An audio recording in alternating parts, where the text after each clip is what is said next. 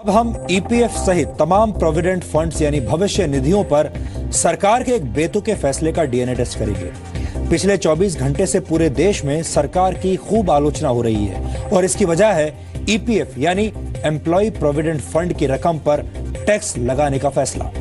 यह फैसला देश के उन लाखों लोगों को गुस्सा दिलाने वाला है जो कड़ी मेहनत से प्राइवेट सेक्टर में असुरक्षा से भरी नौकरी करते हैं और अपनी सैलरी में से एक निश्चित रकम एम्प्लॉय प्रोविडेंट फंड यानी ईपीएफ को देते हैं। ईपीएफ का पैसा आपकी मेहनत की कमाई का पैसा है जिसे आप एक तरह से सरकार को उधार के तौर पर देते हैं।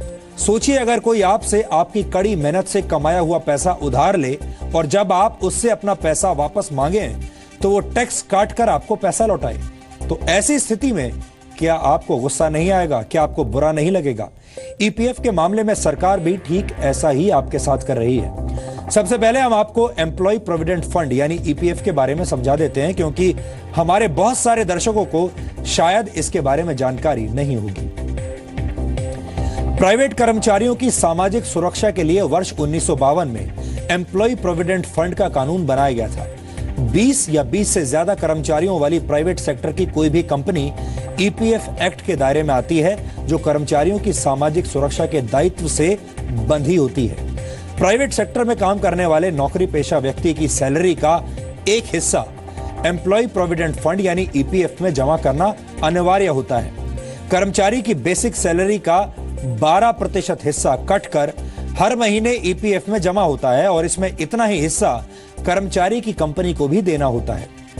उदाहरण के तौर पर मान लीजिए किसी की बेसिक सैलरी 10,000 रुपए है तो 10,000 रुपए का 12% यानी 1,200 रुपए कर्मचारी के ईपीएफ में चला जाता है और उस कर्मचारी के ईपीएफ में 1,200 रुपए ही कंपनी को भी देने होते हैं। यानी एक हिस्सा कर्मचारी खुद अपनी सैलरी से देगा और उतना ही हिस्सा दूसरा हिस्सा कंपनी देगी।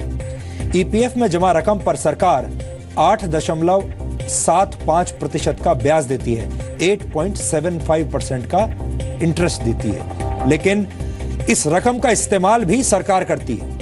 अभी तक की स्थिति यह थी कि ईपीएफ में जमा रकम एग्जेम्प्ट यानी ईईई स्कीम के तहत बिल्कुल टैक्स फ्री थी। यानी ईपीएफ में पैसा जमा करने पर, इसके ब्याज पर और इस पैसे को निकालने पर किसी तरह का कोई टैक्स नहीं लगता था।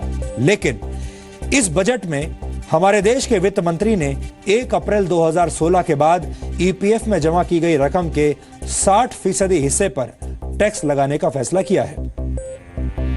यह बहुत ही बेतुका फैसला है क्योंकि कर्मचारी पहले अपने सैलरी पर सरकार को टैक्स देता है और अब वो सैलरी के उस हिस्से पर भी टैक्स देगा जो ईपीएफ में जमा होती है। कल से इस मामले में सरकार ने कई बार यू टर्न भी लिए हैं। सरकार की तरफ से कई स्तरों पर सफाई आ रही है, इसके बारे में भी आज हम आपको बताएंगे।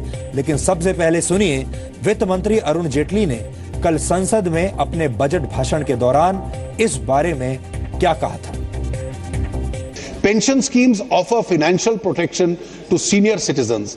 I believe that the tax treatment should be uniform for defined benefits and defined contribution pension schemes, pension plans. I propose to make withdrawal up to 40% of the corpus at the time of retirement tax exempt in the case of the National Pension Scheme. In case of superannuation funds and recognized provident funds, including EPF, and the same norm of 40% of the corpus to be tax-free will apply in respects of corpus created out of contribution made after 1/4/2017. Further, the annuity fund which goes to the legal heir after the death of the pensioner will not be taxable in all three cases. आपने वित्त मंत्री अरुण जेटली की बात को अगर ध्यान से सुना होगा तो उन्होंने सिर्फ ईपीएफ की ही बात नहीं की बल्कि दूसरी सभी भविष्य निधियों में जमा होने वाली रकम पर टैक्स की बात की है, जिसमें जीपीएफ और पीपीएफ सहित दूसरी भविष्य निधियां भी शामिल हैं। और यह फैसला देश के करोड़ों कर्मचारियों पर असर डालेगा, जिसमें प्राइवेट सेक्टर के कर्मचारी ही नहीं बल्कि सरकारी कर्मचारी भी शामिल हैं। अब हैरान करने वाली बात यह भी है कि यह फैसला बजट में शब्दों का इंद्रजाल फेंक कर लिया गया। सबसे ज्यादा गुस्सा दिलाने वाली बात यह है कि सरकार इस पर सफाई दे रही है और लीपापोती का काम कर रही है। वित्त मंत्री अरुण जेटली ने बजट भाषण में शब्दों की चतुराई से ईपीएफ सहित सभी भविष्य निधियों में जमा पैसे पर टैक्स लगाने की बात कही। आज रेवेन्यू सेक्रेटरी ने यू टर्न लेते हुए कहा कि पीपीएफ पर कोई टैक्स नहीं लगेगा और ईपीएफ में जमा रकम पर टैक्स नहीं बल्कि उसके 60% हिस्से पर मिलने वाले ब्याज पर टैक्स लगेगा, जिसे आप अपने बचत खाते से निकालेंगे। सरकार की तरफ से सफाई में जो दूसरी बात कही गई है उसके मुताबिक इस कदम का मकसद रेवेन्यू जनरेट करना नहीं था। हमारा सवाल यह है कि अगर रेवेन्यू जनरेट करना मकसद नहीं था तो फिर यह बेतुका आइडिया लागू करने का फैसला क्यों लिया गया?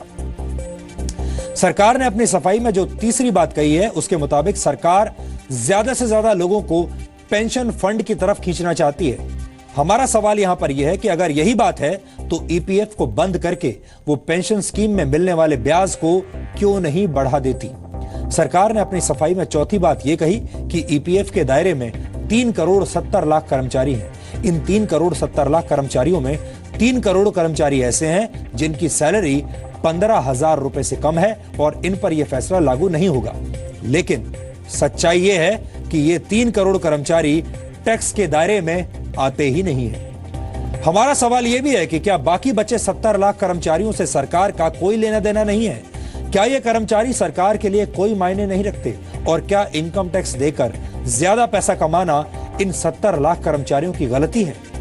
सरकार की पांचवी सफाई यह है कि ईपीएफ पर टैक्स से बचा जा सकता है अगर बाकी बची 60% रकम को पेंशन फंड में निवेश कर दिया जाए। यहां पर हम यह सवाल पूछेंगे कि क्या यह लोगों से जबरदस्ती पेंशन फंड में निवेश करने के लिए मजबूर करने वाली बात नहीं होगी, जबकि पेंशन फंड में ज्यादा ब्याज भी नहीं मिलता है। बजट भाषण में सभी तरह की भविष्य निधियों की बात की गई, लेकिन बाद में सरकार सिर्फ ईपीएफ यानी एम्प्लॉय प्रोविडेंट फंड की बात करने लगी। बजट भाषण में वित्त मंत्री ने भविष्य निधि में जमा रकम पर टैक्स की बात की और बाद में सरकार ईपीएफ में जमा रकम के 60% हिस्से के ब्याज पर टैक्स की बात करने लगी। यानी इस पूरे मामले में सरकार को समझ में नहीं आ रहा कि वो इस बेतुके आइडिया का बचाव कैसे करे। इस मामले में किस तरह की प्रतिक्रियाएं सामने आ रही हैं, ये देखना और सुनना भी आज पूरे देश के लिए जरूरी है। जो 15,000 से ज़्यादा कमाते हैं और उन पे एक सीलिंग होगी 12% ऑफ सैलरी एम्प्लॉयर से या 1.5 लाख एम्प्लॉयर से एक सीलिंग होगी और वो कंट्रीब्यूशन जो है जिसपे उन्हें कोई टैक्स नहीं देना पड़ता है और वो फिर कंट्रीब्यूशन टैक्स एग्जेम्प्ट तरीके से बढ़ता चला जाता है। उसको जब वो विड्रॉ करेंगे तब आज के समय जो प्रस्ताव है वो ये है कि अगर आप उसको विड्रॉ करें, चाहे वो ईपीएफओ हो या एनपीएस हो, तो 40% उसमें जो विड्रॉल होगा उस पर आपको टैक्स बिल्कुल नहीं देना पड़ेगा। फिर जो 60% जो बचेगा उस 60%